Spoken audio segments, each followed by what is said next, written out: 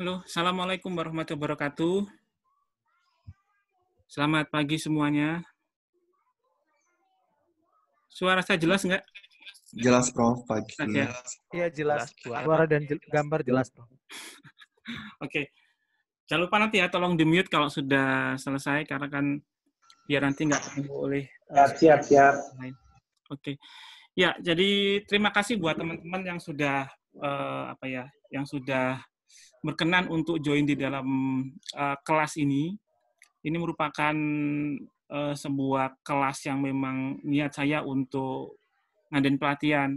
Kalau dulu kan ngadain pelatihan bisa 3 hari full ya. Yang cuman kalau dulu kan merasanya bahwa biasanya kalau peserta dikasih pelatihan itu ya oke, tahu sebentar, tapi kemudian nggak dipraktekkan. Jadi tinggal masukkan kiri, kanan. Nah itu kan akhirnya tidak punya pengalaman yang real di dalam melakukan riset yang betulan.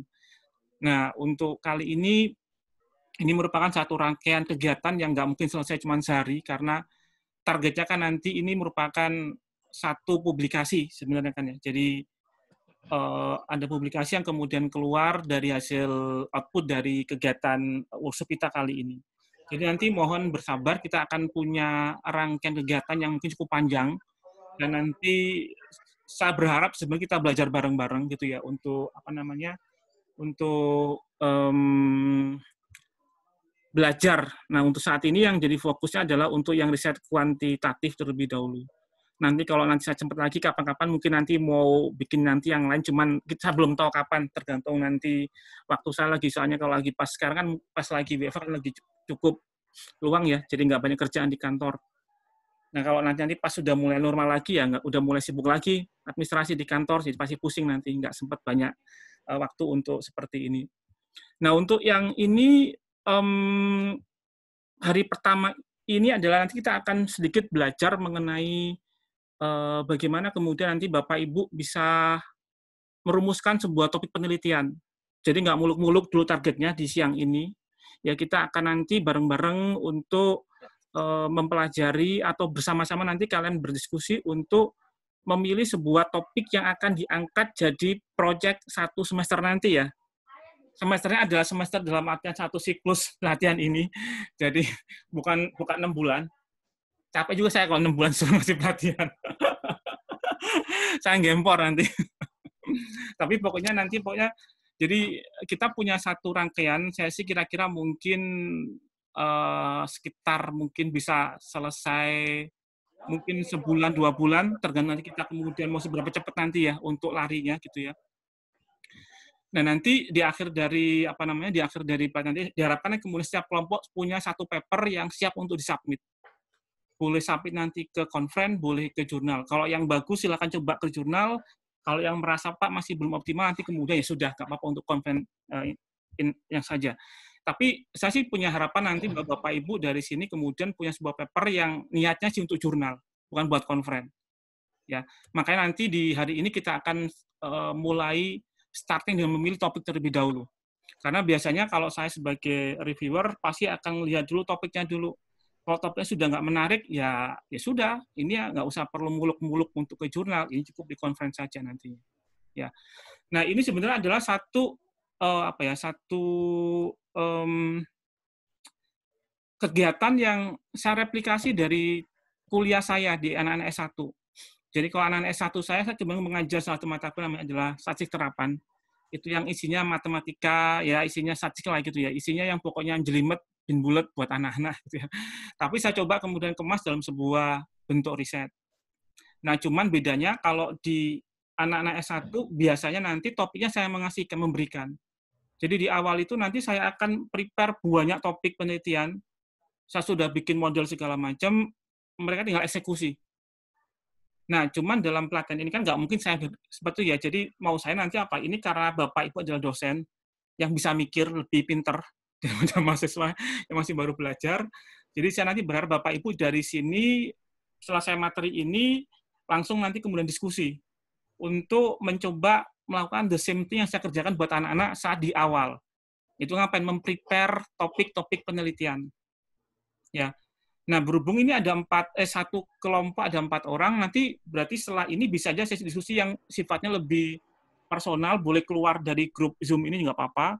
Kemudian nanti diskusi secara kelompok, nanti bisa aja diatur kembali untuk gabung lagi untuk presentasi hari ini, kalau mau, nggak apa-apa. Jadi saya bisa waktu sampai sore hari, nanti kalau mau, mungkin sekitar 1 jaman saya berikan sedikit mengenai pengantar materinya dulu ya. Nanti kemudian ada sesi diskusi kelompok, setelah itu nanti boleh aja yang sudah selesai, misalkan nanti boleh present hasilnya, ya untuk kemudian diskusi dengan saya nantinya. Ya. Nah, ini adalah nanti kira-kira plan kita dalam 1 hari ini, mungkin saya buat maksimum sampai jam 3 ya, jam 3 sore maksimum, tapi nanti lebih banyak untuk diskusinya, bukan untuk saya ngasih materi. Ya. Ya. Nah, jadi ini adalah nanti yang saya kerjakan di kelas statistik saya, jadi saya akan memberikan semacam tugas buat mahasiswa, mereka akan belajar mengenai gimana kemudian menjalankan sebuah riset kuantitatif, mulai dari awal sampai mereka nulisnya seperti apa, itu saya pandu betul, saya berikan satu seperti ini, yang saya berikan ini ya di dalam, sudah saya posting di dalam kuliah, di dalam Google Class itu ya, bisa download materinya gitu ya. Jadi ini adalah tugas yang mereka selesaikan dalam 1 semester. Mulai dari saat di awal mereka saya berikan list of topic, ya, kemudian nanti mereka mulai membaca materi terkait dengan topik yang sudah saya assign buat mereka, terus sampai mereka nanti merumuskan instrumen penelitiannya seperti apa, mereka mengkolek data, kemudian mengolahnya, sampai kemudian menuliskan dalam sebuah paper. Ya. Dan hasilnya cukup lumayan. Beberapa dari mereka bisa masuk jurnal internasional. Ada yang ke jurnal, ada yang conference. Ya. Memang saya masih belum banyak saya tulis dalam sebuah paper karena nggak ada waktu. Jadi masih punya banyak materi yang nganggur sebenarnya untuk ditulis jadi sebuah paper. Tapi cukup menarik untuk kemudian kita bisa kita lihat nantinya. Ya.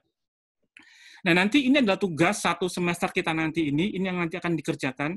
Jadi hari ini kita akan belajar merumuskan topik penelitian terlebih dahulu. Terus kemudian nanti akan ada sesi presentasi, gitu ya, topiknya. Terus nanti akan ada mulai, kalau sudah firm dengan topiknya, sudah firm modelnya, baru mulai masuk ke next step-nya, mulai menyusun instrumen penelitiannya, ya. Terus nanti kemudian setelah itu baru mengkolek data, yang itu juga butuh waktu lama, mungkin kira-kira butuh waktu 2 minggu untuk mengkolek data, ya. Terus nanti setelah itu, baru setelah mengkolek data selesai, baru kita ketemu lagi untuk bicara mengenai pengolahan data menggunakan yang PLS-nya, yang gampang aja PLS dulu, nggak usah yang AMOS, ya. Nah, baru kemudian nanti setelah itu selesai pengolahan data, baru mulai masuk fase menulis. Ya, jadi sementara ini tentatif waktunya agak panjang, kita mungkin akan ketemu berkali-kali, nggak cuma sekali aja, ya. Kita akan mungkin sampai butuh waktu mungkin bisa 2-3 bulan. Tapi nggak tiap minggu, tergantung nanti fasenya. Katakanlah data collecting, itu kan lama tuh mencari data kan, bisa butuh waktu 2-3 minggu sendiri untuk mengkolek data. Nah, nanti ya kita tinggal set waktu aja, kita janjian nanti aja di dalam grup, mau kapan kita akan kemudian nanti diskusi untuk hasil pengumpulan data nantinya. Ya. Nah, jadi nanti ini mohon nanti Bapak Ibu bersabar, ada sistem DO yang tidak tidak taat aturan, nggak nyelesain tugasnya di DO nanti ya. Jangan bandel makanya di kelas ini. Oke ya, jadi ini nanti silakan dibaca ya, deskripsi dari tugasnya, ini panjang, jadi menuntut Bapak Ibu memang semangat. Tapi kalau nanti memang betulan serius, mudah-mudahan bisa jadi salah satu output untuk jurnal Bapak Ibu sekalian sebenarnya. Ya, jadi ini yang nanti harapan saya seperti itu. Nah, untuk yang sesi pertama kita kali ini,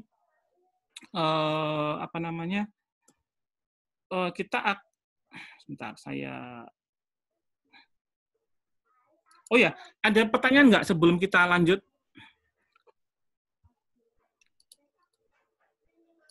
Ada pertanyaan?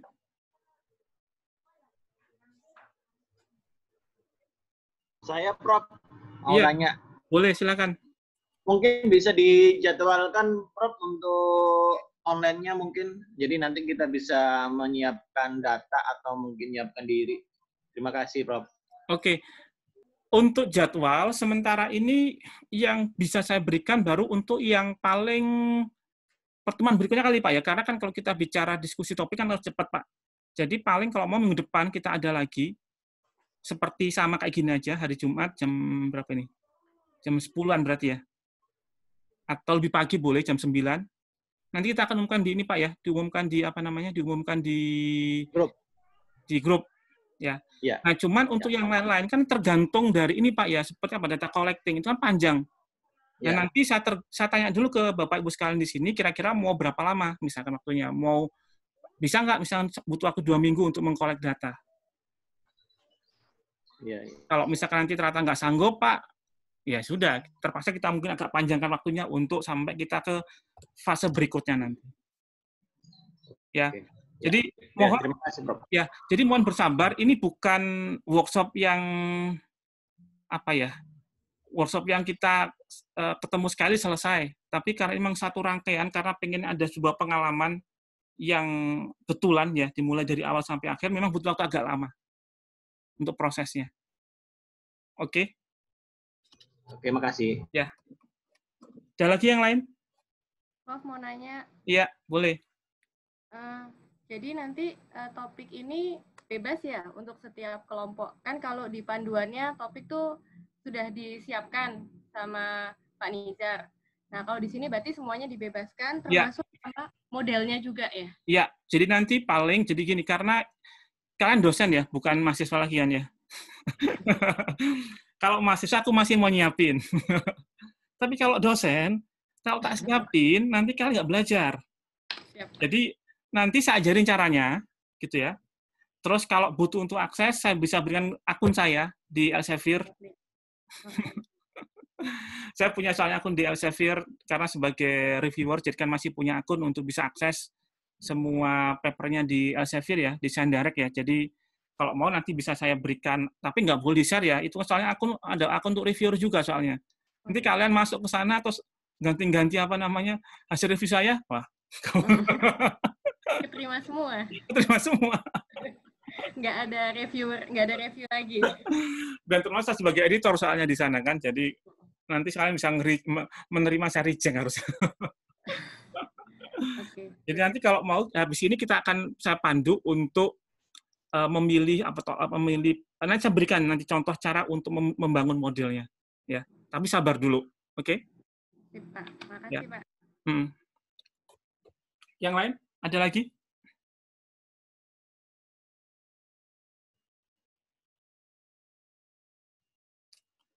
Yang lain nggak ada. Kalau kira-kira sampai berapa lama, Prof, untuk kita menentukan temanya atau topiknya itu dikasih waktu sampai kapan? Minggu Hari depan. ini? Oh, minggu depan. Oke. Jadi berarti minggu kita depan, seminggu ini nyari topik dulu ya yang sesuai. Harusnya nggak usah seminggu, sehari harusnya selesai. Saya aja bikin paper, bikin topik sampai 50-an topik. Yang lama bukan ininya, yang lama batik ini ya, bikin bulet-buletannya itu. Saya manual. Jadi kalau sudah nanti bisa, nanti paling cepat kok nanti sebenarnya, nggak lama kok untuk bikin topik. Sehari selesai, nggak sampai sehari, paling setengah jam atau mungkin sejam selesai nanti. Makanya kalau mau nanti, jadi nanti kita akan ada si break untuk diskusi kelompok, ya. Silakan pakai apa aja caranya, silakan. Nanti kemudian kalau mau mulai starting diskusi nanti lagi. Jadi pas sudah selesai, sudah mulai ada bayangan mau bikin apa nanti topiknya, nanti kemudian apa namanya bisa langsung kita presentasi di sini nanti, gantian. Sampai jam 3 sore nanti. Oke? Prof, ya. izin bertanya, Prof. Iya, boleh. Kalau mengenai topik ini artinya kita bebas ya ngambil. Artinya gini, contoh kita menggabungkan beberapa model, model mungkin Delon dengan model dengan adoption misalkan, atau TAM digabung dengan adoption. Boleh. Nah, masing-masing itu kita bebas menentukan ya, Prof. Bebas. Cuman nanti saya kasih tahu caranya. Maksud saya begini, nanti karena kadang-kadang kita terpaku pada teori-teori yang sangat standar, yang akhirnya kemudian ya itu aja kita tahu, padahal ada banyak teori yang kita bisa pergunakan sebenarnya. Ya. Baik. Terima kasih, Prof. Oke.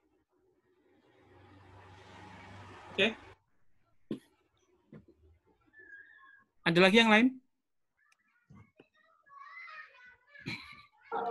Cukup, Prof. Lanjut. Cukup ya? Oke, lanjut ya.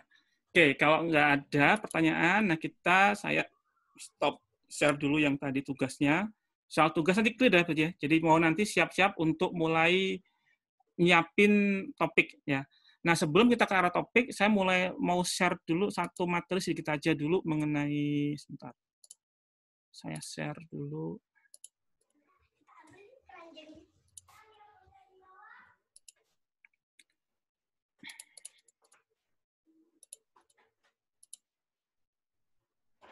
Kelihatan slide-nya? Kelihatan, ya? Prof. Oke, ya. Kelihatan. Ya, oke ya. Jadi nanti ini kita akan masuk dalam fase pertama dari workshop ini. Kita bicara mengenai bagaimana memilih sebuah topik penelitian. Ya, yang buat saya kuncinya adalah nanti kemudian membaca. Jadi Bapak Ibu harus mulai sering membaca banyak jurnal atau paper yang sudah ditulis orang lain. Nah, cuma nanti untuk membacanya itu tolong lebih membaca itu harus lebih pintar, lebih cerdas membaca sebuah paper. Cenderungnya kalau orang masih pemula membaca paper kuantitatif itu starting ini dari awal sampai akhir dibaca per kalimat, dari judul dibaca, kemudian abstraknya dibaca gitu ya. Nah, padahal sebenarnya dalam sebuah paper kuantitatif nanti itu kadang-kadang kalau kita ingin baca dengan cepat, kalau saya langsung akan masuk ke dalam model penelitiannya. Jadi saya langsung jump ke gambar modelnya, saya langsung baca. Ini kira-kira gambar mana apa ya. Nah, ini yang saya kerjakan misalnya begini. Katakanlah, sebentar, saya coba cari paper dulu ya. Saya cari paper dulu, contohnya misalnya seperti ini. Sebelum itu,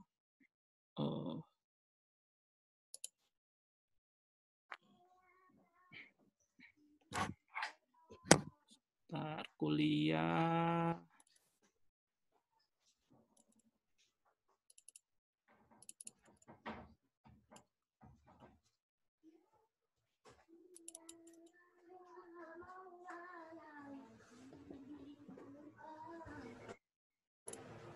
Misalkan saya share dulu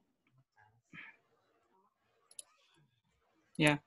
Misalkan ini ya, contoh sebuah paper yang saya kemudian mengambil dari Computer Human Behavior.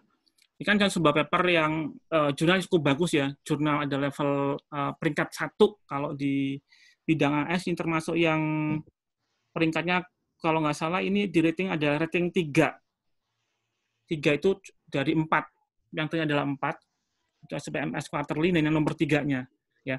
Nah, ini misalkan contohnya kalau saya membaca sebuah paper seperti ini, saya nggak akan baca judul, terus go through, lihat abstraknya, lihat intronya, nggak terlalu lama. Nah, kalau saya langsung kemana? Langsung cari gambar modelnya. Gambar modelnya saya lihat, nah ketemu, oh gambarnya begini. Ya. Dan ini apa hasil gambarnya? Oh, kayaknya ini adalah sebuah contoh model penelitian yang menggunakan basisnya adalah namanya SDT, Self Determination Theory. Ya, sebuah teori tentang motivasi dari D.C. Ryan. Nah, nanti Bapak Ibu mesti seperti ini ya. Jadi kalau pas dihadapkan pada sebuah paper kuantitatif seperti ini, cara paling cepat ngapain? Langsung aja ngelihat ke modelnya. Oh, paper ini apa? Gabungan antara topiknya ada TAM di sini, ada namanya SDT di sini, terus nanti yang lainnya adalah yang ini bebas. Ya. Nah, nanti ini yang bisa kerjakan saat membaca sebuah paper itu, saya nggak akan baca, nggak interest untuk melihat dari awal sampai akhir. Saya ngapain? Saya hanya langsung melihat, oh paper ini adalah apa? Paper ini adalah sebuah paper yang judulnya seperti ini, fokusnya adalah apa, yang kemudian apa? Dia menggunakan, teorinya adalah apa? TAM dan SDT. Ya. Nah, ini nanti yang saya anggap saya sudah membaca satu paper. Oke? Ya. Nah, ini penting kenapa? Karena nanti ini penting buat kita agar apa? Kita terbiasa untuk melihat banyak modelnya orang lain. Ya, orang lain itu apa? Orang lain kalau diminta membuat sebuah tulisan nanti apa? Mereka akan menggunakan model yang beragam. teorinya beragam loh, ada teori TAM, teori PAUD misalkan, ada teori TPB, TRA, ada SDT nanti, ada mungkin teori UGT, gratification dan user and gratification UGT gitu ya, ada menggunakan teori mungkin media research misalkan ya. Nah nanti ini penting supaya nanti pas Bapak Ibu membuat model penelitian itu punya teori yang beragam, tidak cuma TAM dan UTAUD saja misalkan. Ya. Jadi nanti tolong ya pas baca paper langsung aja lihat ke modelnya, lihat kemudian teori-teori yang kemudian dipergunakan oleh mereka. Nah, ini membantu kita untuk bisa membaca dengan cepat sebuah paper kuantitatif. Oke? Ya. Nah, nanti sebentar. Dalam sebuah riset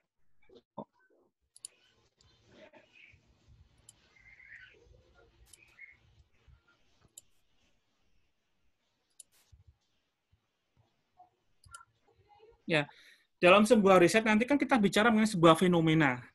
Ya. Jadi kita akan kalau kita bicara mengenai sebuah riset, kita akan mencoba mengevaluasi sebuah fenomena yang kita nanti menjadi interest-nya kita. Nah, sebuah fenomena itu bisa beragam. Katakanlah apa, Pak, kita interest-nya adalah fenomena apa? Fenomena di dalam, let's say, kita bicara mengenai e-commerce. Kalau kita bicara mengenai e-commerce, coba yang sekarang, fenomena yang paling populer apa di e-commerce? Kalau boleh tahu. Live streaming, Prof. Live streaming, oke, good. 1, live streaming. 2, apa lagi? Data link. Apa? Kebocoran data yang kemarin itu, Pak. Bocoran data, oke. 3. Gamification. Gamifikasi seperti apa? Shopee ya? Iya. Nah. Gratification. Apa lagi?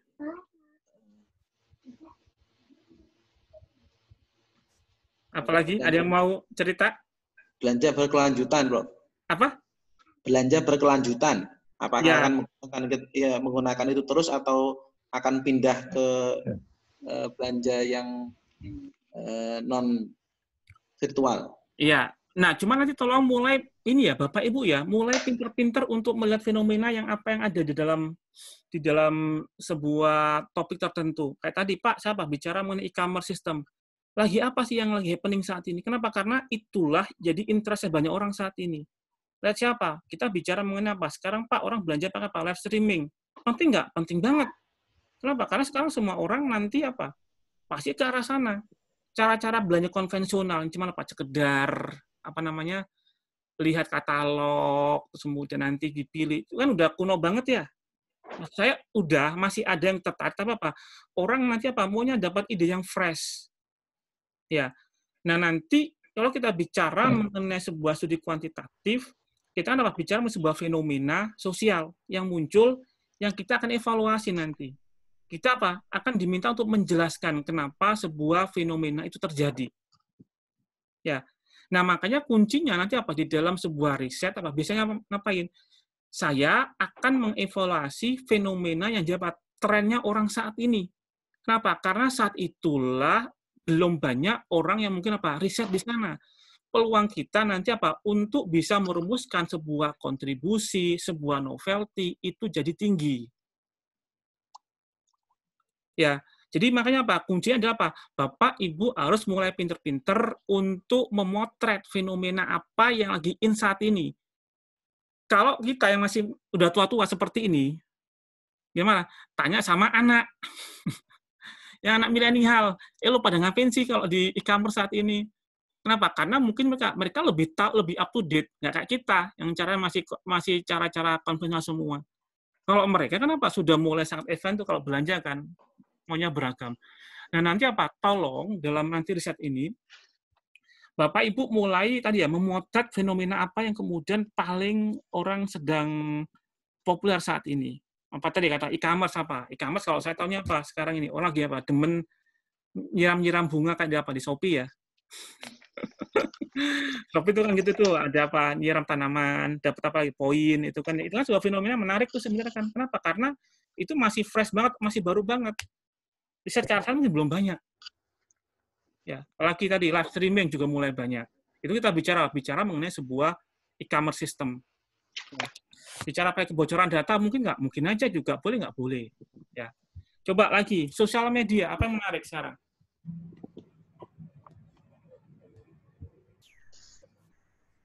TikTok, Prof. Apa? TikTok. Boleh. TikTok itu menarik soalnya. TikTok, apa yang menarik TikTok itu?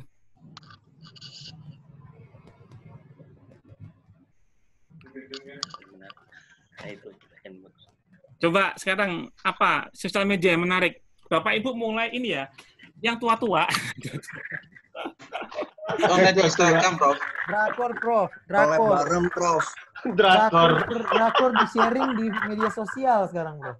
Apa drakor? Iya, drakor di sharing di media-media sosial gitu. Link drakor. Oh, ini nggak apa-apa. Apa sekarang sharing ini ya? Berarti sharing sharing momen. Sharing momen, filmnya, sharing sharing film filmnya. drakornya. Sharing movie. Sharing movie. Ya. Nah, itu kan nanti contoh sebuah fenomena yang mungkin apa? Intensi orang untuk apa? Untuk sharing movie. Untuk sharing apa lagi? Misalkan sharing Kalau momen. sharing emosionalnya, Prof. Emosionalnya. Boleh sekarang. Ya. Muncul gitu emosional yang biasanya nggak dibicarakan jadi dibicarakan. Ya, boleh. Apalagi? Kalau kalau fitur, ini, Prof. fiturnya apa yang menarik? Ini, Ada Prof. status ya? Status. CV-nya ya, jadi status sosial jadi lebih berjarak jadi. Apalagi ya, ada live streaming ya sekarang ya? Juga sama ya, orang mau live streaming apa di IG ya? Ada ya? Iya, ada di TV, Prof. IGTV misalkan. Itu kan juga contoh. Jadi nanti Bapak Ibu gitu ya, mulai memotret fenomena apa yang kemudian lagi in saat ini, yang masih baru-baru, karena itu adalah kunci nanti Bapak Ibu untuk bisa memberikan kontribusi yang besar. Kenapa? Karena saya yakin belum banyak orang riset di arah sana. Kalau kemudian yang diambil adalah, Pak, saya ngapain? Intention untuk purchase apa? Faktor dari trust. Udah banyak banget. Susah membuat kontribusi nantinya. Tapi kalau kenapa? Dikemasnya adalah dalam sebuah fenomena yang masih fresh banget, yang baru banget, biasanya yang riset belum banyak.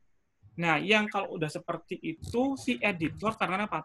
Karena tidak akan banyak mencari yang kompleks. Yang penting apa? Yang penting idenya fresh. Even menggunakan tool yang standar pun masih dianggap sebuah novelty. Kenapa? Karena itu adalah mengadres sebuah fenomena yang lagi in saat ini. Ya, jadi mulai apa? Pinter-pinter Bapak Ibu mulai melihat fenomena yang nanti yang muncul di dalam dunia sekeliling kita, karena nanti itulah potensi buat kita untuk bisa memberikan sebuah kontribusi yang luar biasa menarik. Ya. Dan buat saya media sosial atau e-commerce adalah sebuah platform yang banyak banget yang kita kemudian bisa membuat banyak fenomena menarik dari sana. Apa? TikTok misalkan ya. Kalau sekarang lagi ramai itu ya, yang kayak apa ya? Passing apa? Passing apa? Kemana ada yang pakai kuas? Apa tuh yang rame-rame tuh ya? Brush challenge. Brush challenge. Ya itulah. Ya. Challenge apalah gitu. Terus nyanyi bareng, Prof. Nyanyi bareng, collab bareng. Itu Rian itu. Ya. Izin bertanya, Prof. Iya, boleh silakan. Izin bertanya. Boleh silakan. Ini, Prof, kalau saya sih, kalau kami ya, Prof, melihatnya dari segi acceptance acceptance-nya masyarakat gitu, Prof. Jadi khusus menujunya kepada ibu-ibu atau bahasa gaulnya mungkin emak-emak ya, Prof, yang sekarang tiba-tiba biasanya enggak pegang gadget, sekarang harus pinter-pinter pegang gadget untuk bantu anaknya ngerjakan tugas online, Prof. Oke. Itu yang kepingin kami angkat, cuman mau bagaimana ini masih belum tahu, Prof, itu. Ya, nggak apa-apa. Nanti kita lihat dulu. Tapi yang penting pokoknya jadi tadi ada banyak fenomena yang sekarang menarik untuk kita kemudian kita lihat, apalagi di masa sekarang ya, di masa pandemi corona sekarang ini. Jadi itu adalah sebuah nanti fenomena kita bisa angkat dalam sebuah topik riset nantinya. Ya. Baik, Prof. Ya, jadi pokoknya kuncinya adalah apa? Bapak, Ibu harus pegang dulu sebuah fenomena yang menarik. Oke? Apalagi sekarang. Pak, saya lagi apa sekarang bicara mengenai e-health. Kenapa? Sekarang orang nggak berani ke rumah sakit, betul nggak misalkan? Kenapa? Ya orang akhirnya ngapain? Ngandelin media sosial buat apa? Cari ilmu misalkan.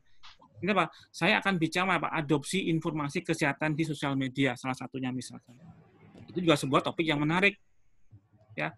Nah, nanti yang kayak gitu ya, mohon Bapak Ibu mulai sekarang, detik ini saat ini, mulai mikirin nanti apa, fenomena apa yang menarik yang kira-kira akan saya angkat buat topik proyek saya. Oke?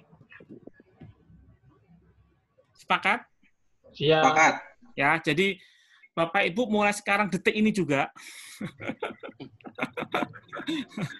silakan mulai mikirin fenomena apa yang lagi yang menarik ya, sesuai dengan bidang Bapak Ibu masing-masing karena beragam banget nih bidangnya, untuk kemudian diangkat menjadi sebuah topik penelitian. Ya, baru bicara fenomenanya saja. Misal begini, Pak, saya ngapain? Saya lagi interest apa mengenai untuk melihat bagaimana persepsi misal masyarakat mengenai katakanlah kesehatan kerja. Kenapa? Karena sekarang orang kan juga mulai mikir ya, karena Pak, di masa WFA sudah mulai diminta mulai masuk kantor, terus kemudian mereka pasti mulai banyak protokol kesehatan mesti diikuti kan ya, karena begitu nanti masuk kan mesti pakai apa, masker, mesti mikirin misalnya hand sanitizer dan segala macam. Nah, mungkin apa, orang baru mulai mikirin masalah apa, kesehatan keselamatan kerja misalkan, boleh nggak? Boleh. Kita bicara adopsi masyarakat terhadap kesehatan keselamatan kerja di kantor masing-masing.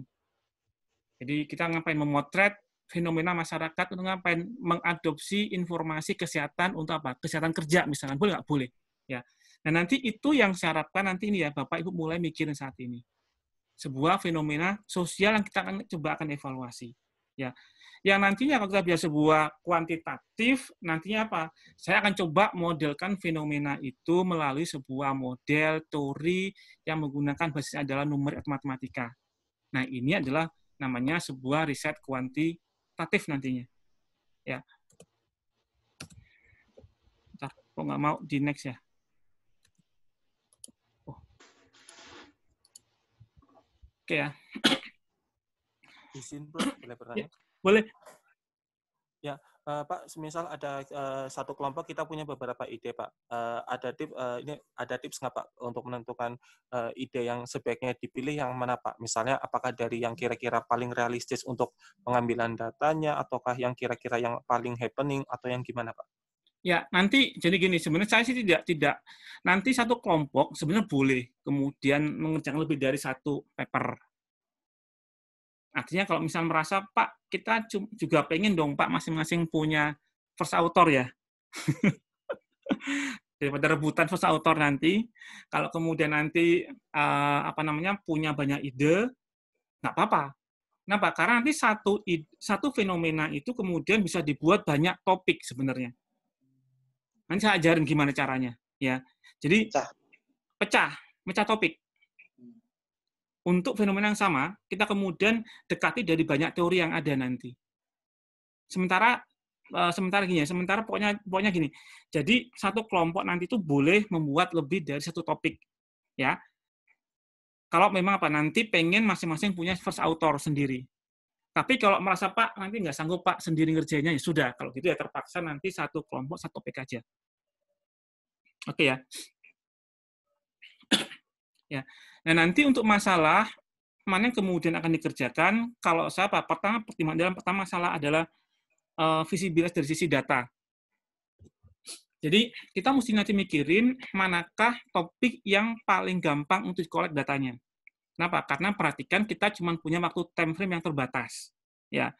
Jadi apa? Katakanlah gini, saya berikan waktu untuk data collecting, cuma 3 minggu maksimum. Yang artinya apa?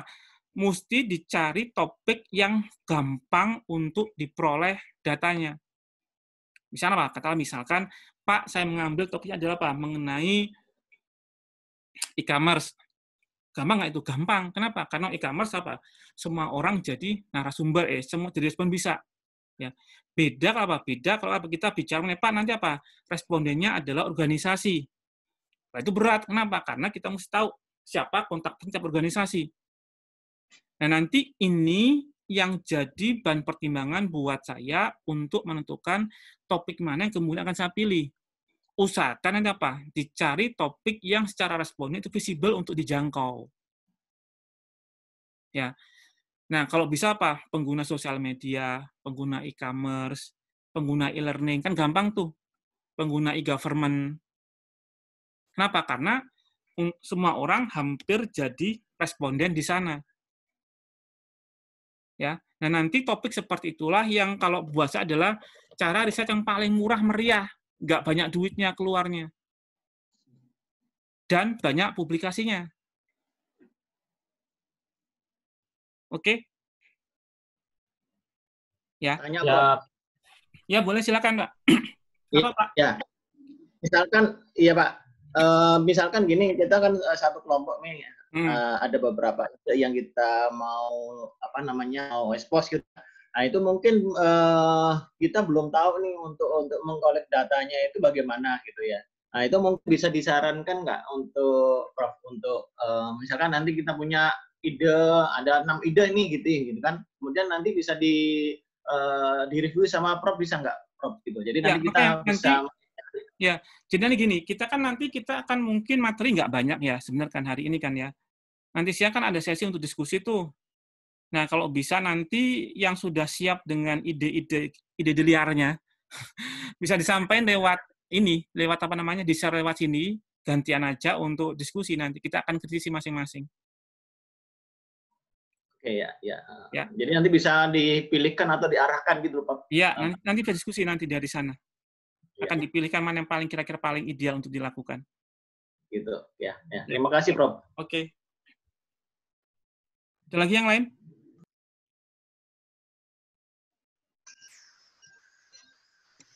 Diskusinya di WA ya, Prof? Kenapa? Diskusinya di WA. Diskusinya di sini nanti siang ini aja, lewat Zoom aja nggak apa-apa. Karena nanti barangkali sudah ada yang sudah berhasil bikin model penelitiannya, ya. Terus kemudian nanti langsung sharing, saya bisa lihat benar nggak ini modelnya kira-kira. Karena sebenarnya gini kok, nggak susah bikin model. Kan saya ajarin, belum selesai, belum saatnya. Ini baru pembukaan dulu, mengenai fenomena dulu. Ya, Bro. Ya, jadi yang ini baru apa? Bicara fenomena. Nah, saya minta Bapak Ibu mulai ngapain sih? Mencoba memilih dulu fenomena dulu ya, yang jadi interest Bapak Ibu sekalian. Oke. Nah, kalau sudah ada fenomena kemudian dipilih, nanti untuk yang kuantitatif sebenarnya ada buahnya, ada eksperimental, ada survei, meta analisis, ada case study, ada kemudian ada longitudinal. Nah, cuman yang untuk pelatihan kita kali ini kita hanya fokus cuma satu aja, yang survei aja ya, yang gampang dulu aja yang survei. Karena nanti apa? Kalau untuk kita seperti apa? Seperti eksperimental, itu memang agak berat. Kenapa? Karena biasanya kalau saya eksperimental itu akan saya pakai untuk mendesain. Jadi, gini ya, kita bicara sebuah fenomena sosial, itu kan bisa aja, Pak. Saya memotret fenomena sudah ada. Jadi sudah ada makhluknya, sudah ada fenomenanya, saya coba tinggal analisis. Itu adalah kalau di bidangnya saya, sistem informasi, adalah yang zaman dahulu, namanya adalah behavioral science. Fokusnya ngapain? Saya memotret fenomena sudah ada. Tinggal apa? Saya evaluasi fenomenanya. Itu yang lama. Ya. Nah, cuman kalau kita di orang sistem informasi, yang SI bidang saya saat ini adalah apa? Yang lagi tren adalah ngapain? Namanya desain scientist DSR. Yang ngapain? Saya sebagai orang yang nanti apa? Bertugas untuk meng-create artifak baru. Meng-create fitur baru. Untuk apa? Untuk solving masalah manusia. Yang nanti apa? Untuk membuktikan bahwa yang kemudian saya buat betul-betul bisa nyelesain masalah si manusia. Nah, itu apa? Saya mesti nanti evaluasi. Nah, karena goalnya adalah untuk merancang, untuk mendesain, namanya apa? Design Science Research. Misalnya begini, kayak kemana Pak Mas saya minta mereka untuk ngapain? Pak, lagi ada problem di e-commerce, Tokopedia misalkan. Kenapa? Bahwa orang itu kalau belanja, cenderungnya cuman apa? Sampai di keranjang belanja tok, tanpa jadi sebuah pembelian. Nah, buat e-commerce platform itu masalah nggak? Masalah. Kenapa? Karena ya orang maunya apa? Ketika mereka belanja, ketika masuk dalam platform mereka, ya mereka belanja, bukan cuma sekedar naruh di keranjangnya saja gitu ya. Nah, akhirnya ngapain? Saya minta mereka untuk meng-create sebuah fitur. Gimana kalau kamu bikin fitur apa? Notifikasi. Saya ngapain? Nanti apa? Ketika si customer lagi kemudian masuk dalam masuk dalam misalkan Tokopedia misalkan ya. Itu nanti apa? Mereka yang sudah masukin dalam keranjang belanja mereka dikasih apa? Notifikasi. Nah, cuman nanti bentuk notifikasi seperti apakah yang paling pas buat customer, kita mesti rancang. Misalnya begini, Pak, kalau customer-nya orang Indonesia, itu namanya mereka itu kan sebenarnya kalau dari sisi apa? Teori ada namanya teori message framing. Itu adalah kayak kita memframing sebuah, ini pasti orang komunikasi pasti jago nih, komunikasi nih. Bicara apa? Mengenai konsep message framing. Kita framing sebuah pesan itu agar nanti apa? Yang tersampaikan ke para pembeli itu beda tendensinya. Misalnya begini, kalau di dalam teori yang ada itu mereka membagi dalam dua kelompok biasanya. Satu adalah namanya gain sama loss. Kalau gain seperti ini, tolong kamu segera belanjakan produk kamu yang di keranjang tadi itu. Kenapa? Karena banyak diskon di sana. Nah, karena ada namanya banyak diskon, ada apa? Sebuah framing untuk ngapain? Win, gain, ya dapat. Oh, kalau nanti apa? Saya kalau nanti segera belanja, ya saya dapat diskon. Itu adalah sebuah namanya apa? Sebuah gain, framing. Dibanding apalagi, misal gimana kalau kemudian framing saya ubah, segera belanja, kalau enggak nanti habis. Nah, ya apa? Contoh sebuah framing sifatnya ada loss. Siapa si konsumen ditakut-takutin, nanti apa? Kalau kamu nggak segera belanja, nggak segera check out barang-barang di keranjang kamu, akan segera habis tuh barangnya. Tinggal 1 biji. Ya. Nah, ini kan contoh ya sebuah proses untuk meng-create sebuah fitur notifikasi yang kemudian untuk membangun fiturnya itu apa? Saya buat namanya message framing di dalamnya, konsep yang saya pakai. Ya. Nah, kalau memang di dalam konteks realnya itu belum ada, saya bisa apa? Saya bisa klaim saya adalah orang pertama nanti yang membuat fitur notifikasi yang fungsinya apain? Untuk men-trigger konsumen untuk segera membelanjakan barang-barang di keranjang belanja mereka. Nah, yang seperti ini namanya adalah apa? Sebuah design science research. Saya meng-create fenomenanya. Ya.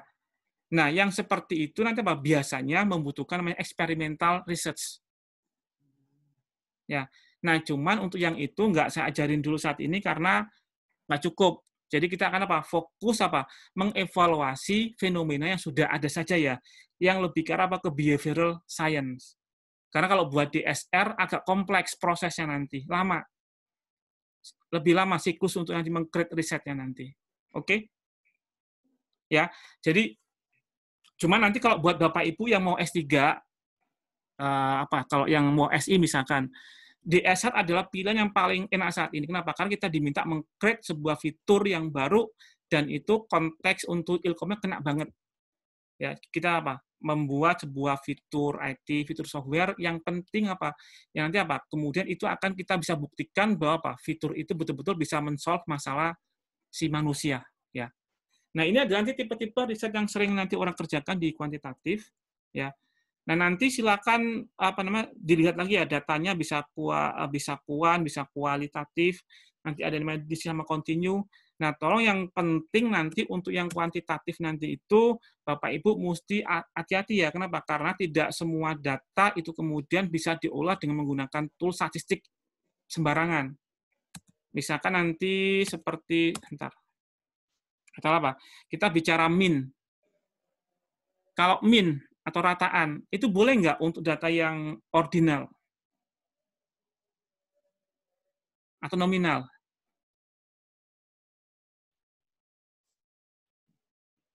Atau nggak tahu malah apa itu ordinal, nominal? Nggak bisa, Pak. Kenapa? Nggak bisa. Lupa kita, Prof. Lupa ya? Ya Allah. Maaf, Prof. Tadi di SR itu apa, Prof? Tadi, Prof? Design Science Research. Oh, Design Science Research. Oke, ya. oke. DSR. Ya, itu adalah... Apa, Prof? Bisa diulangi, apa? DSR, design, desain, rancangan, science. Terus? D-nya apa, Bro? Kenapa? D-nya apa? DSR, design, science, research. Oh, siap. Ya. Itu ini yang lagi booming ya, Bro? Oh iya, kalau orang-orang SI atau mungkin di orang-orang di teknik ya DSR salah satunya. Ya. Kan mendesain sesuatu. Prof, izin tanya, Prof. Ya, boleh. Kalau tadi DSR itu kuantitatifnya itu tetap menggunakan evaluasi, berarti setelah mendesain terus baru dilempar ke ini ya, ke para pengguna, ke para kuesioner. Oh, itu kuantitatifnya di situ. Betul. Jadi atau dia campuran kuantitatif dan kualitatif? Boleh campur aduk. Oh, oke. Makanya lama ya kalau itu ya. Makanya lama. Jadi kan kita mendesain kan untuk sebuah proses desain kan bisa apa? Kita pasti akan tanya dulu si customer. Kayak apa? User design ya. Jadi pretest kemudian itu baru itu lagi ya. Iya. Oke. Baik, Prof. Jadi Prof, saya boleh tanya? Ya, boleh. Saya penelitiannya di bidang smart city, smart agency, di teknologi adoption-nya, Prof. Sudah submit beberapa paper gitu, mungkin 4 paper gitu. Terus ini pertanyaannya, bedanya apa kalau kita mendesain model dan kita memodifikasi model, Prof? Karena kan kalau di penjelasannya itu kalau mengidentifikasi atau menginvestigasi hubungannya itu di model yang sudah kita modifikasi dengan bedanya dengan kita membuat model sendiri itu nanti kemana? Mana yang lebih baik tuh? Sekarang model itu model apa, Pak? Ya misalnya gini, smart city readiness gitu, Prof. Smart city readiness itu kan pilihannya saya membuat model sendiri. Yang kedua saya kombinasi dari model-model yang sudah ada. Iya. Kemudian saya campur-campur lah macam-macam itu modifikasi. Yang kedua saya meng-create sendiri gitu. Gimana? Ya, jadi nanti gini Pak. Jadi itu kan kalau kita bicara model, tolong nanti ini ya, karena kan ada banyak pengertian model. Kalau kita bicara model kuantitatif yang sekarang kita kerjakan kan bicara apa? Mengenai relationship antar variabel. Iya. Ya. Nah, sementara kalau Bapak kerja bicara mengenai model untuk apa? Model readiness misalkan salah satunya. Nah, nanti kalau kita bicara mengenai mana lebih baik, sebenarnya kita bicara kontribusi. Nah, kalau bicara kontribusi, ujung-ujungnya apa? Ada apa? Novelty. Kalau cuma mencampur-campur papernya orang lain, itu bukan sebuah novelty. Kenapa? Karena orang sudah punya semua kerjaannya kan. Nanti kita akan coba belajar gimana merumuskan sebuah novelty. Kenapa? Karena itu penting. Karena nanti itulah yang akan menjadi bagian yang harus dituliskan di dalam bagian introduction sebuah paper. Kita mesti kalau novelty dalam konteks seperti itu, maksudnya gimana, Prof? Misalnya gini, itu yang smart city readiness itu belum ada tuh. Saya tahun kemarin publish di IEEE, Prof, 2 conference gitu, smart city readiness saya pakai SEN gitu. Itu saya gabungkan TRI sama TAM gitu, Prof. Itu bisa publish itu di Apticom, ICIC conference-nya Apticom bisa. Terus iya. Tapi kan kalau ICIC kan gampang, Pak. Iya. Kalau mau ngetes kontribusi dan novelty, jangan di conference Indonesia. Cobalah conference yang dunia. ECIS, nah itu baru kalau lolos, alhamdulillah pinter berarti udah ke arah yang benar. Atau ke jurnal yang bagus sekalian. Keduren, Prof. Iya, tapi kan kalau ngetes novelty ya begitu Pak masalahnya, Pak. Maksudnya gini, yang belum pede. Enggak, maksudnya gini, Prof. Dalam konteks seperti itu, novelty itu yang seperti apa gitu? Novelty dalam modelnya, novelty dalam konteksnya gitu. Nanti gini. Novelty, Prof. Tapi dalam model itu saya modifikasi gitu. Oke. Ya, jadi gini. Kalau kita bicara seperti katakanlah model readiness gitu ya, nanti kita boleh klaim bahwa kita merupakan sebuah, misalnya begini, saya adalah orang yang pertama kali menggunakan teori TRI, misalkan ya, di dalam mendesain sebuah readiness. Nah, kalau itu adalah sebuah konsep yang secara logis itu adalah betul, itu adalah sebuah novelty. Jadi gini, kita bicara novel begini. Saya boleh bukan seperti ini. Saya adalah orang yang pertama kali mengembangkan sebuah model readiness untuk apa? Smart city di negara berkembang. Boleh nggak? Boleh. Klaim seperti itu. Apa itu boleh untuk disertasi, Prof? Ya boleh. Kenapa nggak? Why not? Siap. Ya, jadi, nah cuman tadi sebuah ide mengenai yang seperti itu harus didukung apa? Didukung oleh kecukupan bukti.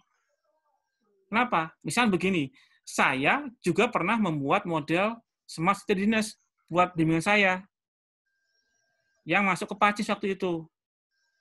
Nah, artinya apa? Kalau Bapak mengklaim orang pertama, nggak berhasil tuh. Kenapa? Sudah ada orang lain yang mengerjakan konsep smart city readiness.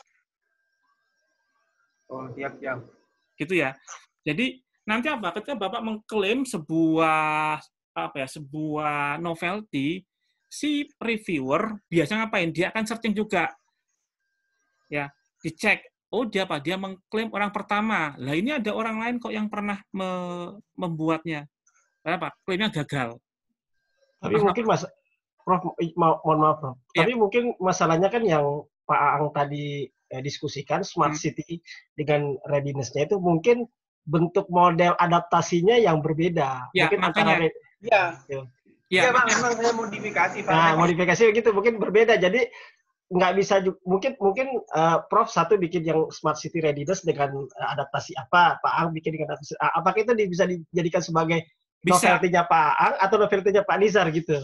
Boleh. Gitu, Prof, jadi saya juga boleh aja Pak. Jadi gini, sebuah fenomena nanti itu kita bisa lihat dekati dia dari banyak perspektif ya. Misal begini, Pak, saya tertarik untuk melihat konsep live streaming. Itu apa? Itu adalah sebuah fenomena. Betul ya? Ya. Nah, kecenderungannya orang Indonesia kalau bikin riset, nanti ngapain? Dia gabung sana, gabung sini. Sehingga apa? Dia mengklaim bahwa saya adalah model integratif yang gabungin semua riset A, B, dan C. Nah, kalau yang seperti itu adalah apa? Itu susah untuk bikin novelty. Kenapa? Karena kita tidak melihat sebuah fenomena dari satu sudut teori tertentu. Misal begini, Pak, saya bicara mengenai kenapa orang mau menggunakan live streaming untuk belanja. Misalkan ya. Nah, nanti apa? Sebenarnya, saya sebagai peneliti apa? Bisa menggunakan banyak teori untuk mengeksplain impact dari live streaming sampai dampaknya ke orang mau membeli sebuah produk. Ya, yang apa? Pak, di paper nomor 1, gimana kalau kemudian nanti apa? Saya coba dekati dengan menggunakan teori social present. Ya, itu adalah apa? Itu adalah riset nomor 1. Saya akan mencoba mendekati impact dari live streaming ke niat orang untuk membeli sebuah produk dari perspektif social present-nya seperti apa. Itu adalah apa? Saya melihat dari teori namanya social presence misalkan. Ya, lalu yang enggak? Coba lagi Pak, siapa membuat riset nomor 2? Gimana kalau kemudian saya coba dekati dengan menggunakan teori UGT, usaha dan gratifikasi. Apa yang kemudian dicari orang saat mereka menggunakan sebuah live streaming? Jadi apa? Sebuah riset nomor 2. Apalagi, Pak, saya akan mencoba nanti kemudian mencoba melihat dari teori motivasi. Jadi apa? Nomor 3. Nah, nanti seperti inilah yang seharusnya Bapak Ibu kerjakan supaya nanti apa? Dengan satu fenomena saja, kita bisa dekati dia dari banyak perspektif teori yang berbeda-beda. Nah, nanti inilah yang menjadi apa? Rumusan kontribusi orang lain. Oh, ini Pak, orang lain itu apa yang sudah ada saat apa? State of the art-nya. Si A itu Pak mencari apa? Mencoba menggunakan teori social present. Si B menggunakan teorinya TAM. Si C menggunakan UTAUT. Si D menggunakan apa? Saya apa? Saya lain Pak apa? Saya menggunakan teori apa? SDT. untuk apa? SDT atau pakai misalnya apa? Katakanlah yang lain. Misalkan SCT, Social Cognitive Theory, untuk melihat apa? Melihat dari kenapa orang mau menggunakan live streaming, menggunakan teori SCT, Social Cognitive Theory misalkan. Ya. Nah, ini adalah contoh sebuah rumusan gap. Ya, yang apa? Saya identifikasi pada state of the art. Orang sudah ngerjain pakai teori A, B, C, dan D. Saya menggunakan teori Z. Yang menurut saya teori Z itu penting. Ya, nah ini boleh sebagai sebuah klaim novelty, gap namanya. Gitu Pak ya? Tapi gini Prof, kalau misalkan tadi kita sudah memakai berbagai macam teori yang sudah tadi Prof sebutkan.